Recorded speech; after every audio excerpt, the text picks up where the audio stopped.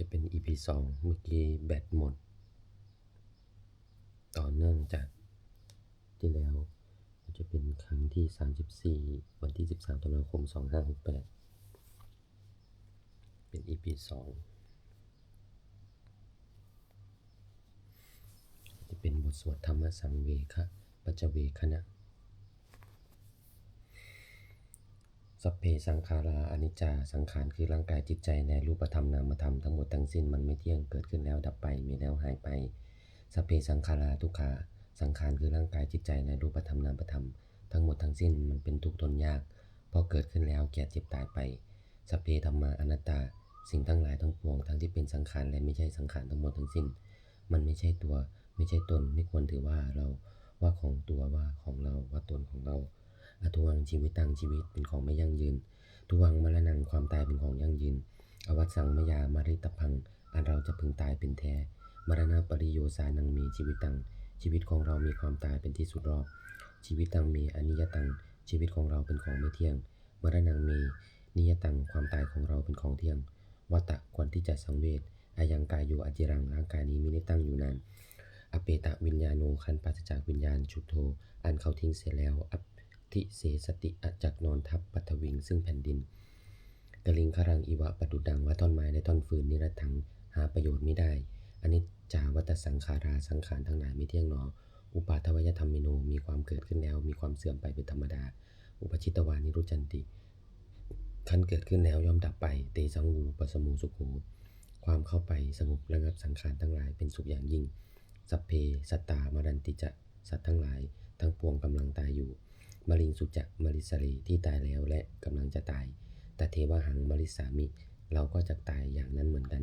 นัตถิเมเอทะสังสโยความสงสัยในความตายนี้ย่อมไม่มีแก่เราเลย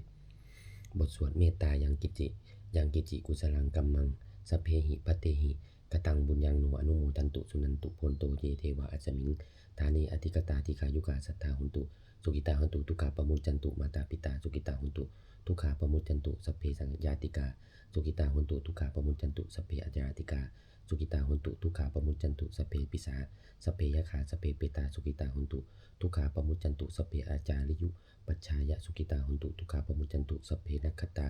สุกิตาหุนตุทุกขาปมุจจันตุสัพเพเทวานุกิตาหุนตุทุกขาปมุจจันตุสัพเพสามตินังสัมมิชันตุโวบทสวดบูชาหลวงปู่ทวดนะโมโพธิสัตโตอาคันติมายาอิติปะคะวานะโมโพธิสัตโตอาคันติมายาอิติปะคะวานะโมโพธิสัตโตอาคันติมายาอิติปะคะวาปฏิทานคาถายาเทวตาสันติวิหารวาสินีทูเปคะเลพุทธิคะเลตหิงตาธรรมทานินะภวันตุปูชิตาโสติงกรุณเตทะวิหารมันทะเลเทราจมัชชานามกาจัปิกวาจัปิกวูสารามิกาธนปติอุปาสกาคามาจัตติสานิขมาใจสราสปานาภูตาสุวิตาภวันตุเตชลาพุชาเยปิจานตสัมภวาสังเสทาจตาอัตวุปปาติกานิยานิคังธรรมวรังปฏิจติสเพปิทุกขสักการุนตุสังฆยังธาตุจิรังสตังธรรมโมธรรมตราจปุกลาสังโฆโหตุสมะโกวะอัฏฐายะจหิตายะจะอัมเหรคตุสัทธโมสัพเพปิธรรมจาริโนบุตถิงสัปปาปุเนยามะธัมเมอริยปเวทิเตปัสสนาโหตุสเพปิปานิโนพุทธศาสนีสัมมาทารังปเวชันโตกาเลเทวุปวัสสตุบุติภาวายาสัตตานังสัมมิทังเนตุเนทนิงมาตาปิตาจะอันตรชังนิจังรักขันติพุทธกังเอวังธัมเมนาราชานุปชังรักขันตุสัพพทาเทวตาอุโยชนะคาถาทุกขปตาจนิทุกขาพจปตาจนิปยาโสกปตาจนิโสกาโหนตุสัพเพปิปานิโนเยตาวตาจาเมหิสัมปตังปุญญสัมปทังสัพเพเทวานุโมทันตุสัพพสัพปติสิทธิยาทานังทัทันตุสัทธายะสีลังรักขันตุสัพพทาภาวนาพิรตาโหนตุคัจฉันตุเทวตาคตาสุมังคลคาถาโหนตุสัพพังสุมังคลังรักขันตุสัพพเทวตาสัพพพุทธานุภาเวนะโสติโหนตุนิรันตรังโหนตุสัพพังสุมังคลังรักขันตุสัพพเทวตาสัพพธรรมานุภาเวนะโสติโหนตุนิรันตรังโหนตุสัพพังสุมังคลังรักขันตุสัพพเทวตาสัพพสังฆานุภาเวนะโสติโหนตุนิรันตรังสัพเพพุทธาภรปตาปเจกนันจะยังพลังอรหันตานันจติเจนะนักขมันตามิสัมปโส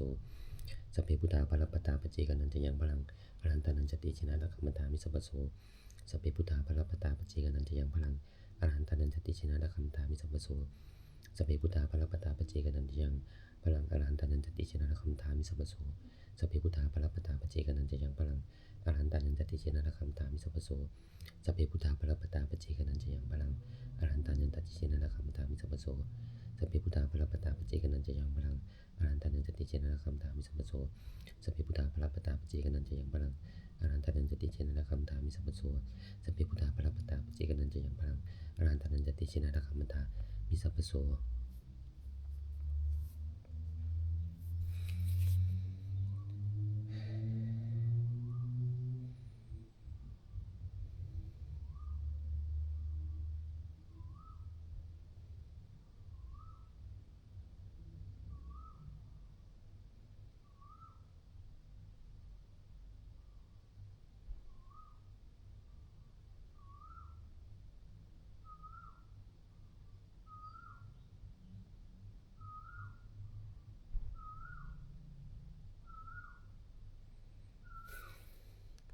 ด้วยอำนาจแห่งบุญกุศลที่ข้าพเจ้าได้สวดตรัสยายพระพุทธมนต์นี้ข้าพเจ้าขอน้อมเกล้าอุทิศถวายเป็นพระราชกุศลแด่สมเด็จพระนางเจ้าสิริกิติ์พระบรมราชินีนาถพระบรมราชชนนีพันปีหลวงผู้เสด็จสู่สวรรคาลัยขออานิสงส์แห่งบุญกุศลนี้จงเป็นสัพพสิริมงคลแก่ข้าพเจ้าให้แคล้วคลาดปลอดภัยจากทุกโศกโรคภัยอันตรายทั้งปวงขอให้มีแหล่งรายได้อันสุจริตมั่นคงเป็นสมาชีพอันชอบธรรมคำว่าไม่มีอดอยากยากจนขออย่าได้มีแก่ข้าพเจ้าขอให้อานิสงส์นี้ปกปักรักษาคุ้มครองทหารไทยตามแนวชายแดนไทยกัมพูชาให้อยู่รอดปลอดภัยด้วยเถิดขอให้ข้าพเจ้ามีสัมมาทิฏฐิตั้งมั่นในพระธรรมคำสั่งสอนแห่งสมเด็จพระสัมมาสัมพุทธเจ้าดำรงอยู่ในความดีงามตลอดกาลนานอีกทั้งขอเทวดาทั้งหลายเทพเทวดาทั้งหลายผู้ได้อนุโมทนาบุสาธุการในบุญกุศลนี้โปรดประสิทธิ์ประสาทพรน้อมส่งอนุภาพแห่งมงคลไปสู่วัตถุมงคลพระปิตายอดเศรษฐีทั้งฝ่ายไทยและฝ่ายลาวรวมถึงวัตถุมงคลทั้งปวงที่สมสามสิ่งอมุเลตได้จัดสร้างขึ้นให้เปี่ยมด้วยอนุภาพพุทธานุภาพเทวานุภาพและอดิษฐานุภาพอันศักดิ์สิทธิ์อำนวยผลให้เป็นสิริมงคลแก่ผู้ครอบครองและบูชาทุกการเถิดสาธุ